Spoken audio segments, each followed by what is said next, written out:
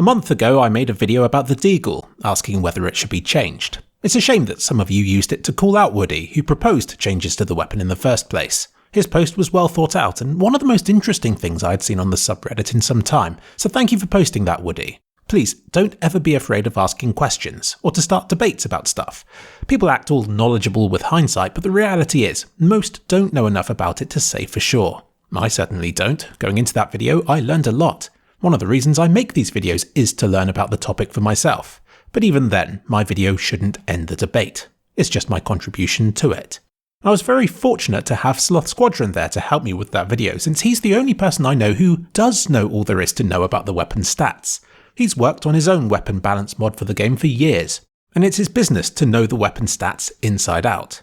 And even then, having the knowledge is only half the story, so I don't think you can ever rule out proposed changes to a gun entirely. So today, I'm going to be the one asking the questions. What price should the M249 be? Again, there is no right answer to this. It might not even come down to what price it should be, but rather, what changes would make it viable, or what purpose should it serve in this game? But for simplicity's sake, I'm going to assume that the M249 is perfect just the way it is, bar the price. We're just trying to find out how much the gun, in its current state, is worth in the game in 2020 and 2021. In earlier games, the M249 was the machine gun in Counter-Strike. The gun to get if you had all the money and not a care in the world. But for CSGO, the Negev was introduced and was more expensive and generally bigger and better than the M249 in every way, overshadowing the weapon. After all, if you're going to spend more than $5,000 on a machine gun, why settle for second best? It's only recently, well not recently anymore, it was back in 2017, where did those years go, that the Negev suddenly had its purpose changed. For those of you who are unaware, the Negev is now a suppression device. You can't use it like a rifle with lots of bullets anymore. You instead have to hold the fire button down, waste about 10 bullets before it becomes accurate enough to become useful, and then for about 11 seconds the bullets will go pretty much where you want them to in a continuous lethal stream, preventing enemies from passing through until you either stop firing or run out of ammunition from its 150 bullet drum. All this for just $1,700. A steal for what it is, but since it's only good for one very specific purpose, it's hardly ever used for anything other than memeing. Though I must admit, when I use it I get more kills than I expect to. But where does that leave the M249? It's kind of weird to think that there's a machine gun in Counter-Strike, isn't it?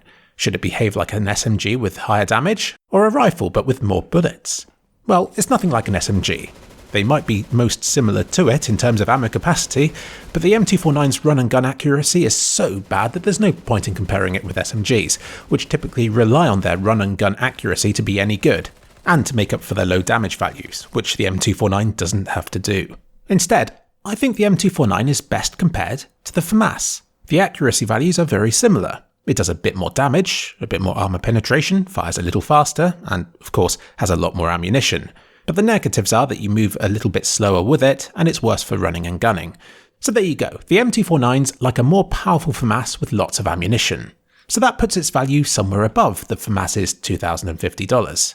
If it's priced above the Famas, then we'll need to compare it against the other rifles in the game. Damage-wise, it's definitely better than the Famas. Its combination of high base damage and good armor penetration means a shot will inflict decent damage, regardless of the armor equipped, and even dealing competitive damage at long ranges thanks to its low damage drop-off of 3% for every 500 units travelled. Against unarmoured enemies, it's similar to the M4. Against armoured, it gets even better, behaving more similarly to the AUG. If you're CT and are looking for one-hit kill weapons against helmeted enemies, well, your only real choices with automatic weapons are the AUG and the M249. Neither of these can one-hit headshot at insane distances, but the M249's the best of a bad bunch by being able to one-hit kill up to a range of 390 units, which looks a bit like this. So for that reason alone, it's worth more than the Famas is. Let's check out first shot accuracy, which is very important. It doesn't matter how much damage your bullets deal if they miss your target. You want for them to go where you shoot them. I shot a wall 100 times with various different weapons from a range of 2,000 units, which is the sort of distance your typical long-range engagement will be. This is how the Famas performs. The M249 performs better than that. But when I show you the AK's results, and then the suppressed M4s, you can see that maybe it's just that the Famas is bad, rather than the M249 being good. Other than the Famas, all other rifles outperform the M249 for first shot accuracy. Crouching will improve your chances, but even then it only improves in line with how the others do as well. Moving on to the first 3 shots, this is where things get interesting. This is how the M249 does. It's not great. The second shot is already noticeably off to one side, and the third shot is way out. So if you're going to burst fire with a machine gun at someone in Counter-Strike, then you'd be better off starting down and to the left of them slightly. The Famas doesn't have the same problem. Firing 3 shots with this might not be too precise, but it's a lot more centralised than the M249's was. But the Famas's burst fire feature works a treat. The first shot on this mode is extremely precise. The second lands just above the first, and the third, well, that's pretty useless to be honest. Firing 3 shots with the AK looks kind of similar to the Famas's burst fire mode really, only with an inferior first, and probably second, shot accuracy. And last is the M4, just to show the rest up by being a lot better than any of them. So even with 3 shots, the M249 is not exactly shining. And now, what about the first 20 shots? From a range of 512 units, this is how the weapons compare. My goodness, there's a big difference between all of these.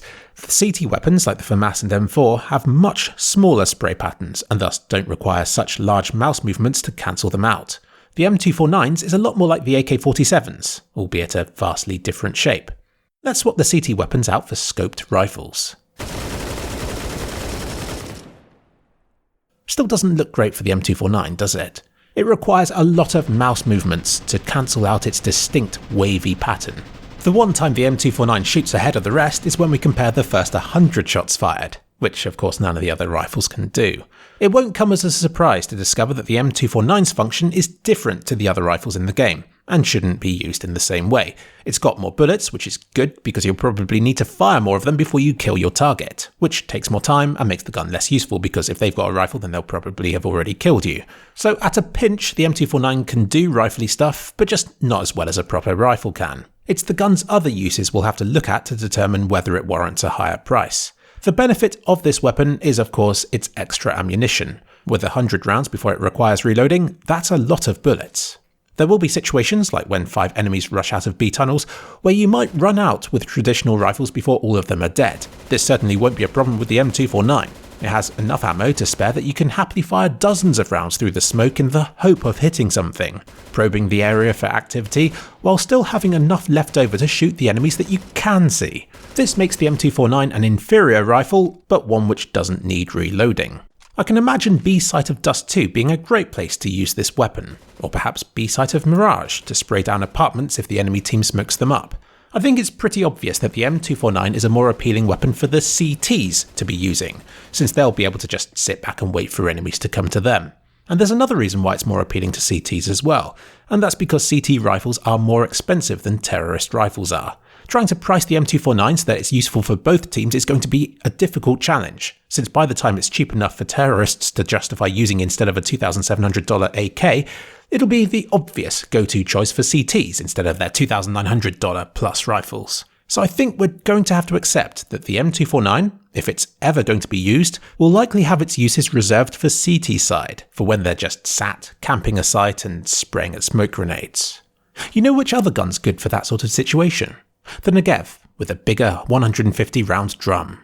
It also has higher base damage, a faster fire rate, though slightly less armor penetration than the M249. The kicker though is that the Negev is priced at just $1,700. You could get 3 of them for the same price as the M249. Of course the Negev's a bit rubbish for anything but spraying down areas. Your moving speed with it is dog slow and its first shot accuracy is atrocious. So if you're going down the Negev route, you'll also want to buy a decent pistol of some kind as well, for every other situation you might find yourself in. So that leaves the M249 in an awkward spot. It's a bit like a slightly rubbish rifle, but also a slightly rubbish Negev. I guess one way of looking at this is that it's a flexible weapon that can be used in all kinds of situations. To wallbang dangerous spots, to pre-fire corners, and to spray down enemies when they take you by surprise.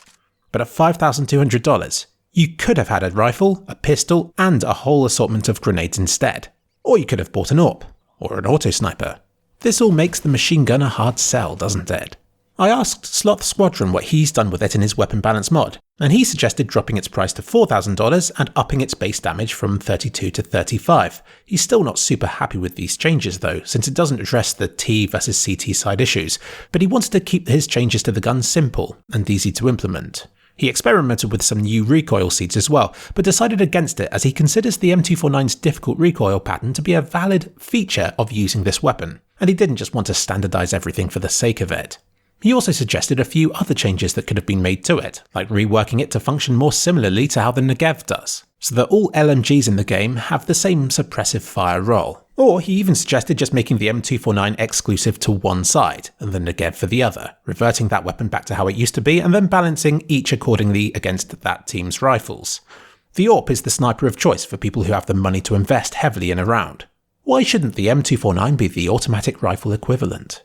But no, because this video is about the price this current M249 should be. So let's put a pin in these sort of changes and return to the question of pricing. Historically, the M249 used to be even more expensive. It started its life in Counter-Strike's beta at $8,000, as a real money no object choice for players who had cash to burn. It quickly dropped to $5,500 and then sat at $5,750 throughout 1.6 and CSS's lifetimes, and getting a stealthy change to its fire rate for Source, which might have changed things a bit. But it's only with CSGO that it's dropped down to $5,200, and I suspect part of that was the addition of the bigger, badder Negev above it.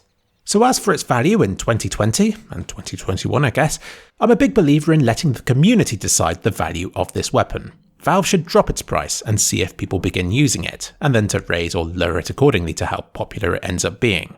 The community isn't always perfect at doing this, and they certainly don't cotton onto things instantly. Remember how long the SG and AUG sat unused until suddenly they became super popular when the pros started using them? The same could apply here. So with that in mind, while I think the M249 should be $4,200, I'd be tempted to drop it all the way down to $3,200. Not because I consider that to be balanced, but because that might be what's needed to get players out of bad habits and to actually try it in competitive situations and so on.